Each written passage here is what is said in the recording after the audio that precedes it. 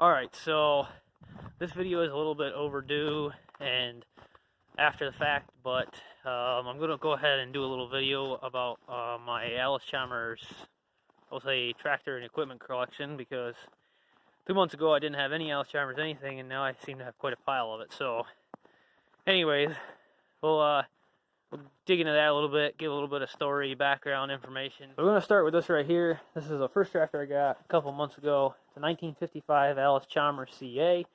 Picked it up on the side of the road without going into too many details. Guy said the motor was locked up. It's taking up space in his garage. He just wanted to get rid of it. So it was free. I know, which is absolutely insane, but I promise you it was free. It's not just to get more views. I mean, my wife wouldn't let me buy it if it wasn't free, so it was free. Yeah, I didn't buy it at all because it was free. Anyways, all that aside, so anyways, picked it up and got it running within a couple hours. It was only running on 3 cylinders because in the process of getting it running, I effectively bent a push rod because I was like, yeah, it's only stuck a little bit, and just, you know, cranked it over until it went. But it was running, albeit on 3 cylinders. It was still running. So anyways, I ended up tearing the head off and just kind of going through the head, cleaned it all up. There was a valve that was stuck. That's why the push rod bent. And lesson learned, don't force a motor that don't want to go. Blah, blah, blah. Anyways, basically didn't cost me anything in parts. I rebent the push rod. These motors only turn like 1,500 to 2,000 RPM, so it's not like you have to get crazy about any of that stuff.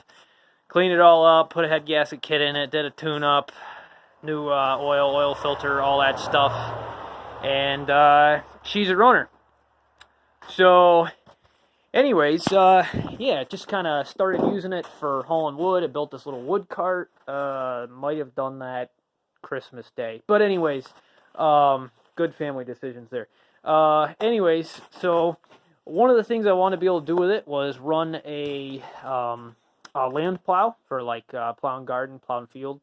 My dad has an older Allis Chalmers, a couple of them, actually 3 of them. Yeah, 3 of them. So don't judge. It runs in the family. Anyways, and he's got plows for one of his, and he's part of a tractor club, and they do different things. So anyways, got looking around online and found a set of plows for it. So we're gonna run up, take a look at them.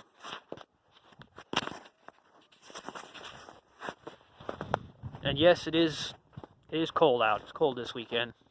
It's colder yesterday. It's a lot nicer today. I actually insulated my garage doors yesterday, so you have to check that video out. But anyways, here's the plow. Really nice shape. This is actually a plow that they would have sold for this tractor back in the 1950s. With the exception of this has hookups that are called a snap coupler, and they actually sold this plow. You could either get it with these hookups or the hookups that are on my tractor. So it's a correct plow, it just doesn't have the right attachments. But that's a little more information on that later.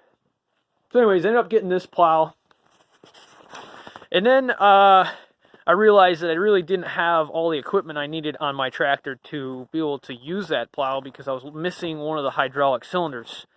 I guess I should have gone over all this when I was down here before. But anyways, it's not a long walk. Take a look here. Under here, you can see this right here is the hydraulic cylinder.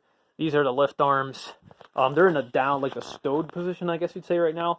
They actually rotate up like this and allow you to lift implements. Allis Chalmers had like a proprietary 3-point hitch type setup that wasn't really a 3-point hitch, but it kind of worked the same way. So we'll get into that more later, maybe when I go to hook the plows up in the spring. But anyways, I realized I didn't have one of those hydraulic cylinders. There's some other stuff I was missing for the hydraulics, and so anyways, I got poking around on Facebook Marketplace again, and found a guy selling a set of 2 Allis Chalmers tractors. One was a C, which my dad has one of those, and the other was a CA. Also had a couple implements with it. Anyways, long story short, ended up getting both the C and the CA for and another set of plows, and a set of cultivators for the CA for about $600. So my dad was interested in the C, so he paid for a portion of it, got the C, and of course I got the CA and the implements. So this is the other CA, and if you watched my video from yesterday, you would have seen a little bit of this then. And so anyways, this one is not in running condition. The engine's been gutted. There's some parts missing off it, but the important thing was it had both hydraulic cylinders. And you might say, well, we already popped them off, switched them over, so they're actually not on there now. We stripped some of the tin and stuff off this already. But you might say, wow, buy a whole tractor just for a couple of cylinders. But I've got $350 into this tractor with a plow and a set of cultivators. And one of those cylinders online used goes for $350. And they're not really available. So anyways, it was definitely worth the buy. I've got a bunch of spare parts. The only thing really different about this is the front end. So everything else is pretty much identical to the other tractor. Another reason I wanted to get another one is the rims. These are what's called a power shift rim. I'll probably do a video more in depth on them at some point, but it actually allows you to, you can see kind of the spiral cuts, the bars there. It allows you to actually shift the wheel in and out this way to adjust track width for crop spacing. But anyways, the rims on the other one are shot. This one's shot over here. You can see how bubbled up it is, probably because they had calcium in the tire. Anyways, I needed a donor set of rims so I can cut them apart and repair them, the ones I have, because again, one rim, $350. So just a bunch of parts on this I can use going forward. So that was kind of the main reason to go out and buy another tractor. Wasn't just because I needed to have more, you know what I mean? So, all right, so now we're going to walk up, take a look at the other implements that I got with that tractor, with the second tractor. They're up here. So here's the second plow. This is basically identical to the first plow that I got, with the exception that it has the different style head. Just takes a through pin, and the hookup arms here are a little bit different. So this thing will actually bolt directly to my tractor, or attach, I should say.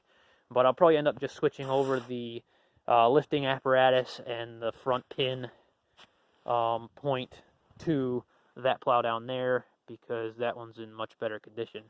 And then we have the cultivators.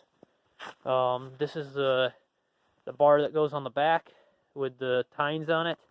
And then we have discs and more chisel type plows that go hang off the side of the tractor on those funny looking bars that you saw on the narrow front end tractor. So anyways, that's how in the space of about 2 months I went from no tractors to 2 tractors and a pile of rusty implements. So there's going to be a bunch of more videos to come. We're going to hopefully eventually restore the wide front end one, the one that's running.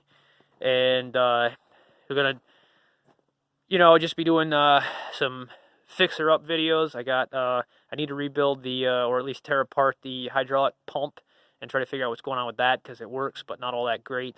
And then in the spring, we'll be hooking a plow up, trying to do some plowing with it. So there's going to be a bunch of videos to come about tractor build stuff. So stay tuned. Hope you enjoyed today's video.